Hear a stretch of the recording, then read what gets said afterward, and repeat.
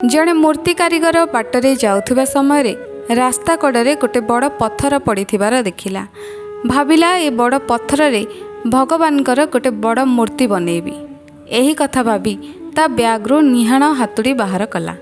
आउ से पत्थर पाखरे मूर्ति तैयारी करिबा पई बसी पड़िला।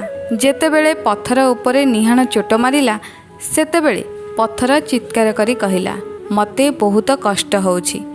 मूर्ति कारीगर पत्थरर चित्कार शुणी आश्चर्य हो गला एवं पुणी थरे पत्थर उपरे निहाण चोट मारिला। पत्थर कहिला, मते बहुत कष्ट होउछि। एहा परे मूर्ति कारीगर जनक सेठारु चलीगला। किछि बाट गला परे आउ गोटे बड़ पत्थर देखिला। से पत्थर रे निहाण हातुड़ी चोट मारिला। पूर्व पत्थर भली ए पत्थरटी को कष्ट लागुथिला, किंतु पत्थरटी नीरव थिला। कष्ट को सही जिबा कारणरु पत्थरटी परिशेष मूर्ति रे परिणत हैला। कारीगर जनक मूर्तिटी को छाड़ी देई सेठारु चली आसिला।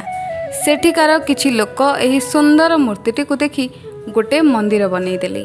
सेही मंदिर रे बहुत भीड़ लागिला। नढ़िया बाढ़ेबा पई गोटे बड़ पत्थर दरकार पड़िला।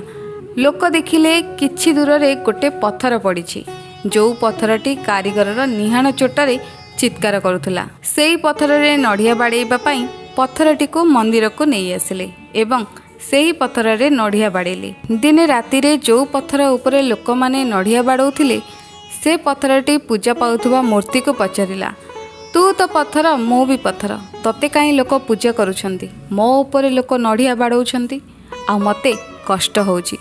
पूजा पाउथुबा पत्थरटी बड़ सुंदर उत्तर देला। कहिला, तू जदि से दिन निहाण चोट को सही जाइथांतु आजी मो जगह थाई पूजा पाई थांतु आ मु तो जगह थांती। एही कथाटी एतिकी शिक्षा दउछि जे पत्थरटी ए मूर्ति रे परिणत हबा पई हेले निहाण चोट सही जिबा निहाती दरकार।